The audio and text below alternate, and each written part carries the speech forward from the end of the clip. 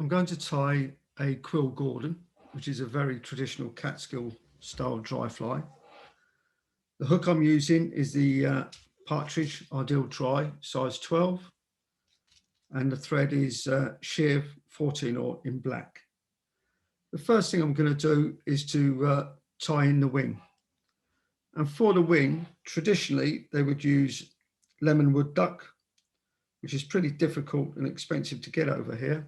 So I'm going to use, I'm going to use Mandarin, or I could use bronze mallard. Either way, it gives a pretty good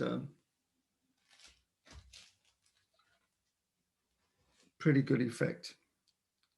What is important is it has some nice barring. So I'm going to tie it in just a point bit. There's a number of ways you can do the wings, either using the slips from the side or from the tip, whichever you prefer, and depends so on the pattern. Right, so the first thing I'm going to do is I'm going to just fold this.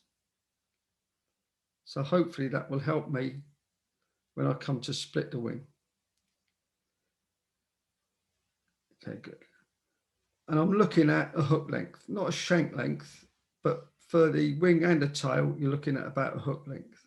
So it's from the eye down to the bend. Okay, that looks good to me. And bearing in mind, in front of the wing, I need to leave some bare hook and also some room for the hackle.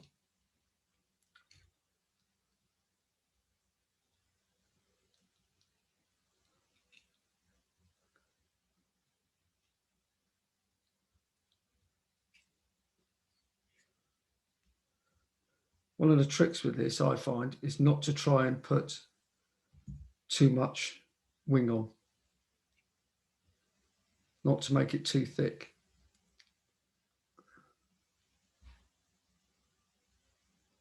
Trim off the excess and secure.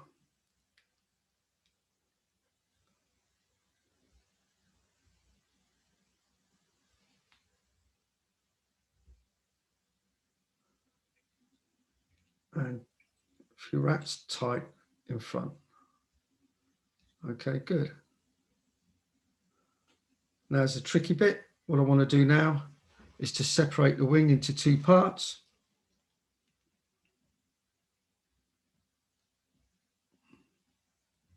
Obviously, I want to get it as evenly as possible, but I'm not going to obsess over it.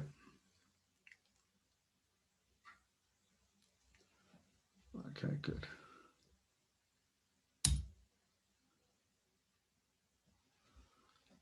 So you can see there, that's quite even. And then through there, I'm just going to figure of 8.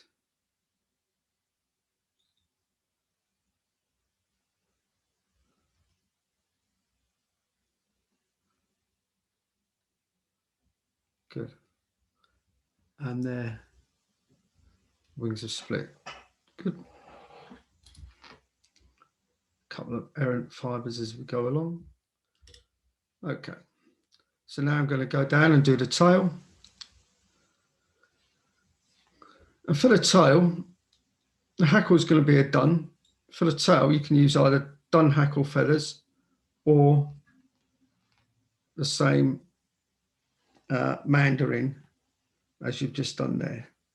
And that's what I'm going to do. I'm going to put in a Mandarin tail.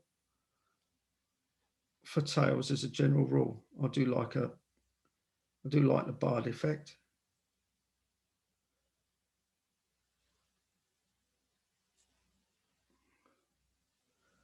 And obviously, I want the natural curve to come upwards. And again, hook length. So a little bit longer than shank length. Let's have a look at that. That looks good to me. One underneath for luck. And as I'm tying it in, I'm very conscious I'm going to be doing a quill body. So I want to try and keep the base as smooth and even as possible.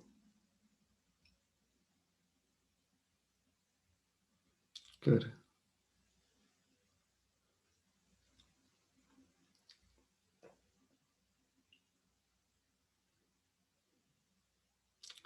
Okay, now I'm going to tie in the quill. It's a natural quill. So I'm going to tie in that point, the tip.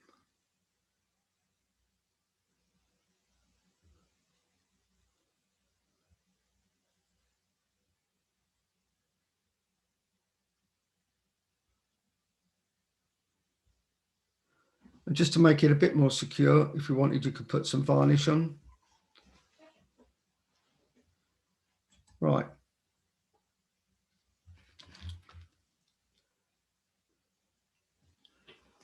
There's an advantage to having a black thread base. And that when I start to wind this on,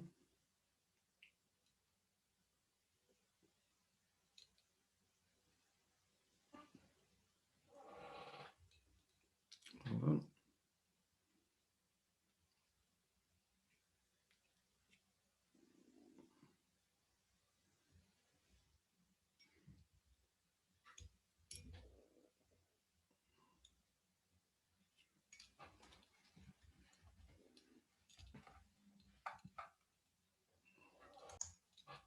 So I'm just trying to make sure I've got an even layer of black thread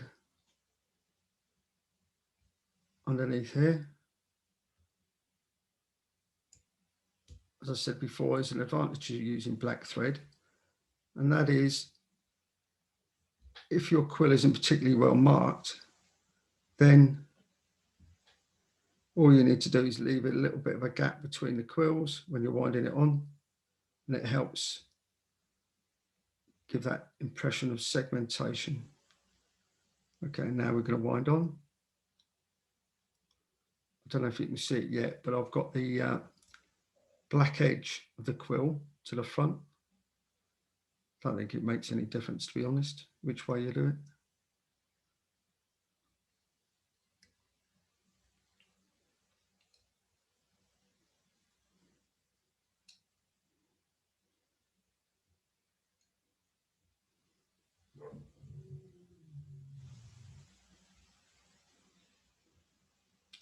And secure.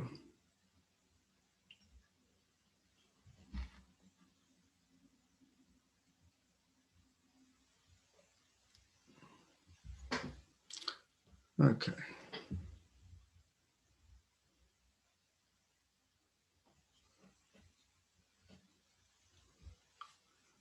Okay, now we're going to tie in the hackle, and this is a done hackle from a saddle cape. Now, obviously, in the traditional patterns, they wouldn't have even dreamt of having the quality of saddles that we've got nowadays. But there again, they probably wouldn't have dreamt of paying the prices for it as well. So traditionally, all the hackles would be well oversized, at least 1.5 or 2, even 2 to 3 times the size of the hook gape. Nowadays, we can afford to be a bit more discriminatory. Okay, so I've tied in the hackle. I want the shiny side to the front, the duller concave side to the rear. And what I'm going to do is put a fold in that. And what I'm going to do is I'm going to aim for 3 wraps behind. 1,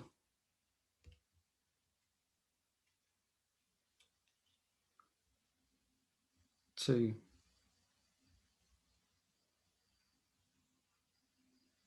3, and 2 wraps in front. 1,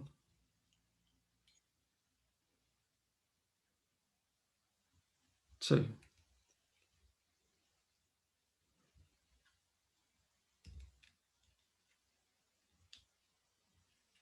and tie off.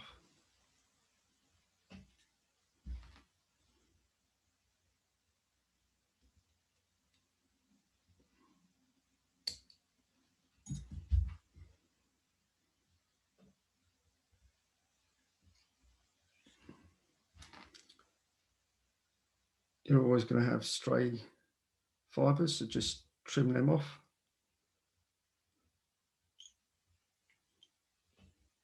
And now what's left to do is to whip finish and varnish. So for my whip finish, I'll do a couple of wraps.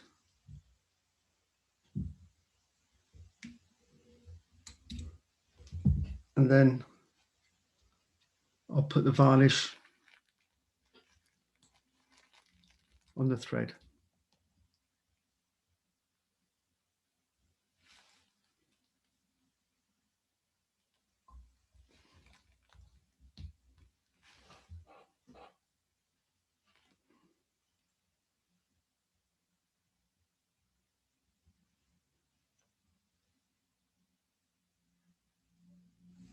One, two, three.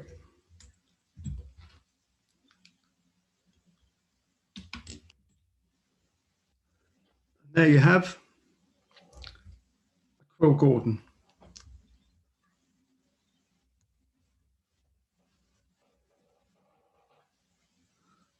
Thank you for watching, and I hope you enjoyed it.